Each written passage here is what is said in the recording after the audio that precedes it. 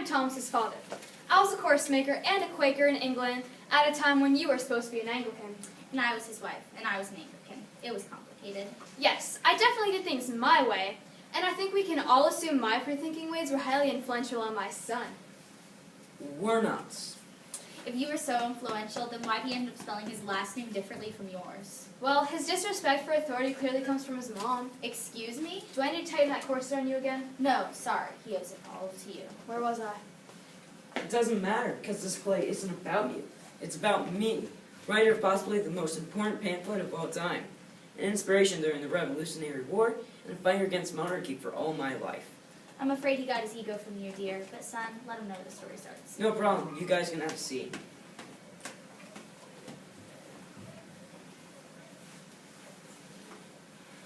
So anyways, those are my parents.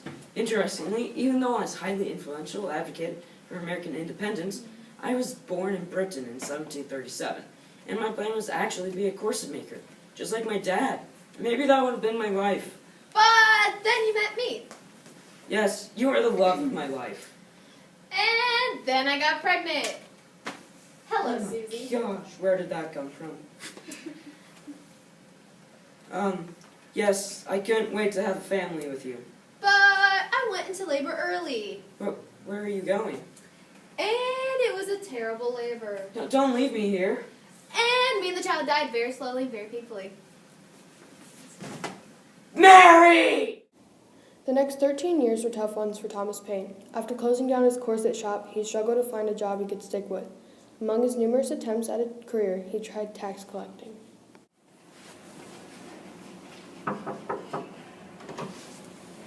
Hello, who's there? I'm Thomas Paine, the tax collector. No one's home. That doesn't make sense. He tried teaching. So if the subject and verb do not agree, you are left with without subject verb agreement. Listen to me when I'm talking! Nobody cares! And he even tried writing poetry. Roses are red, violets are blue. Some poems rhymed. This one doesn't. Wait, what? Then he returned to collecting taxes again.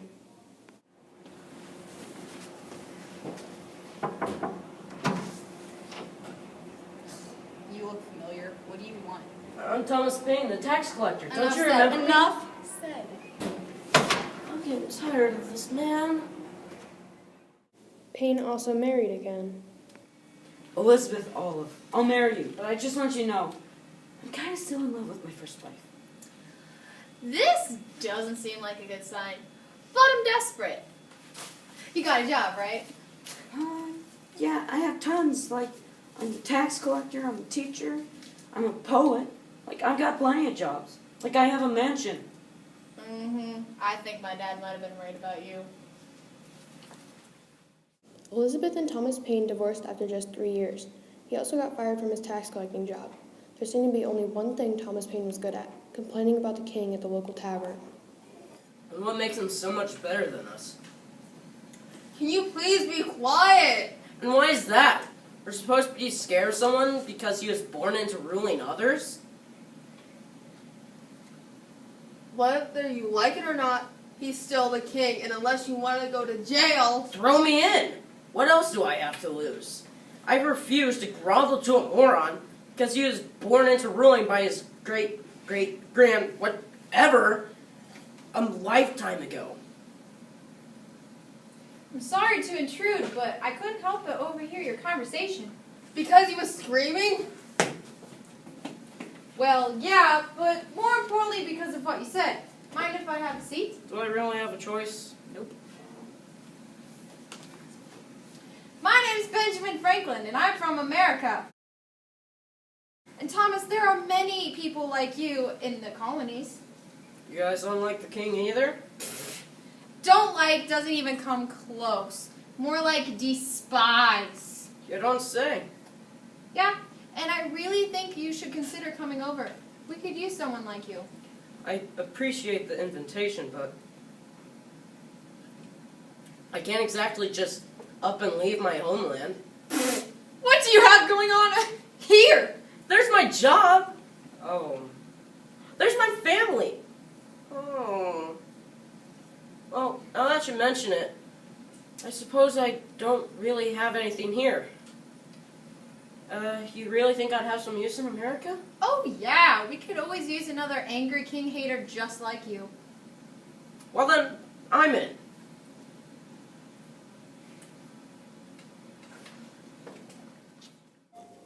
Thomas Paine's meeting with Benjamin Franklin was not actually accidental, but was set up through a mutual friend.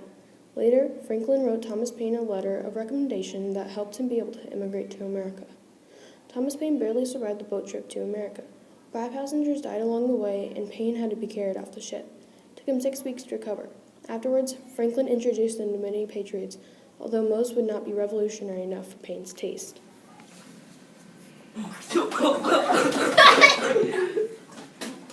Ben, you owe me so much!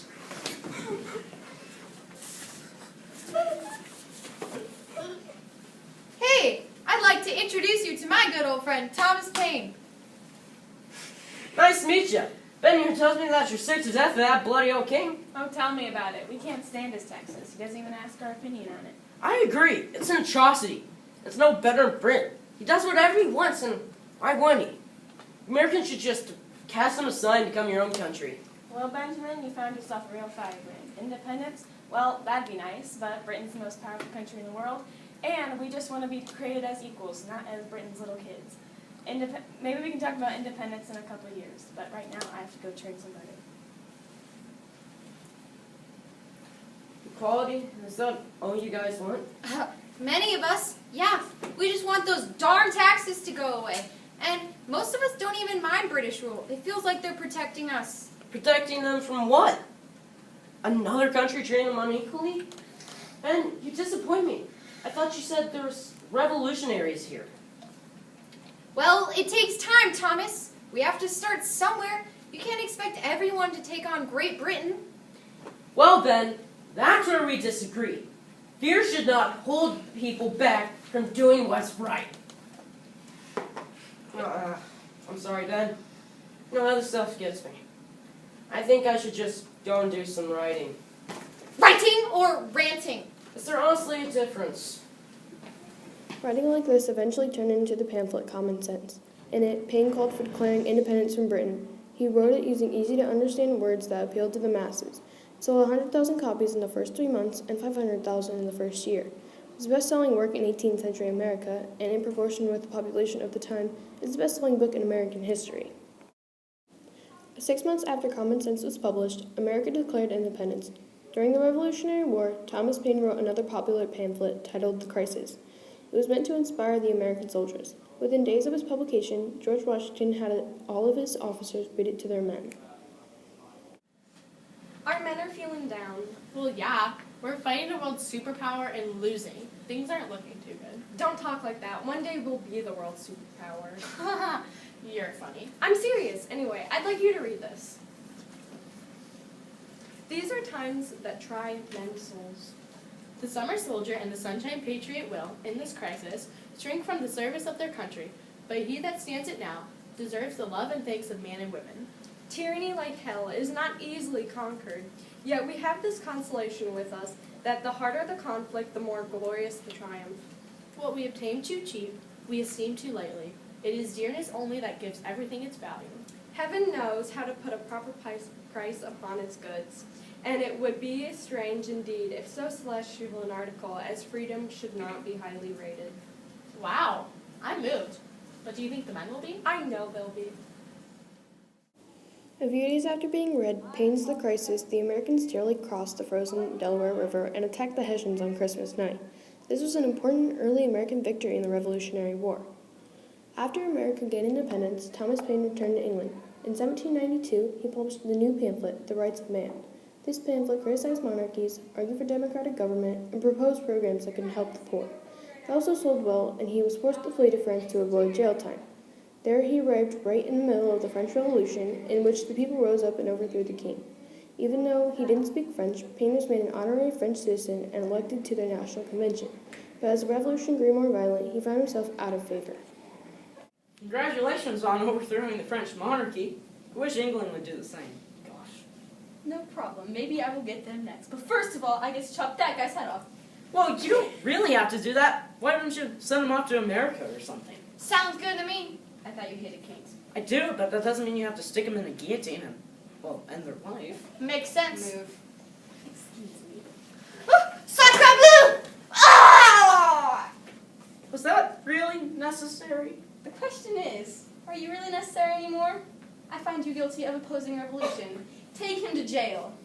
Plot twist.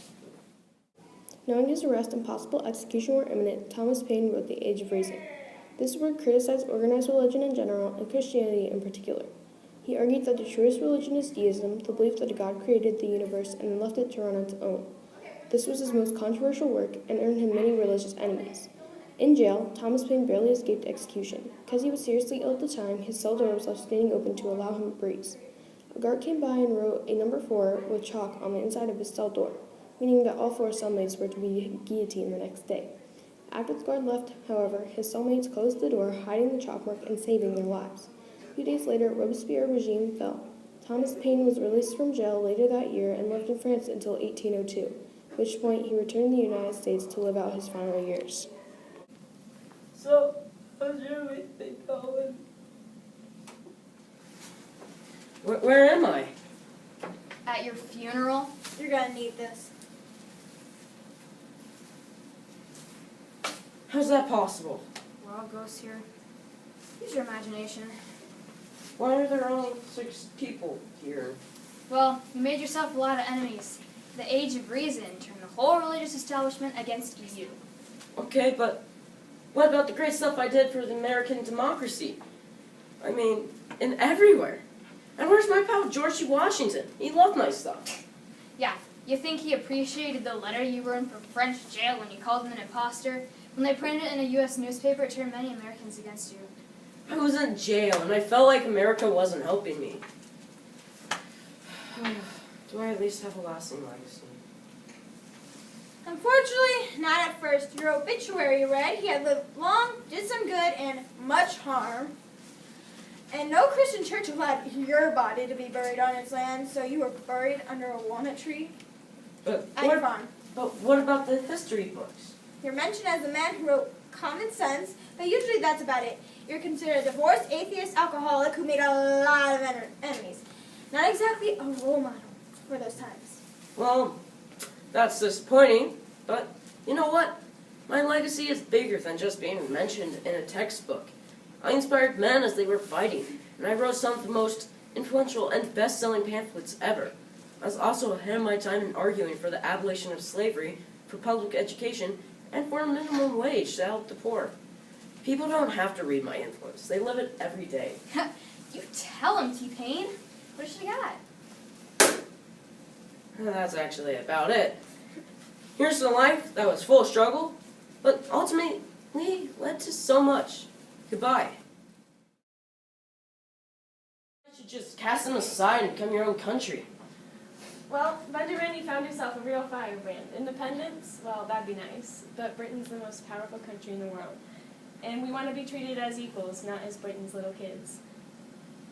Maybe in a few years we can talk about independence. But right now, I have to churn butter. Is equality, is that all you guys want? Most of us, yeah. They just want those darn taxes to go away. I mean, many of them don't actually mind British rule. They feel like Britain is protecting them. Protecting them from what? Another country treating them unequally? Seriously, Ben, your countrymen disappoint me. I thought you said there were some revolutionaries here. It takes time, Thomas. Not everything happens overnight. We need to start somewhere. You can't expect everyone to be willing to take on Great Britain. Well, Ben, that's where we disagree. I believe that is what we should do. Otherwise, it's not going to change. I'm sorry, Ben. You know how this stuff riles me up. I think I'd better just go and do some writing. Writing or... No!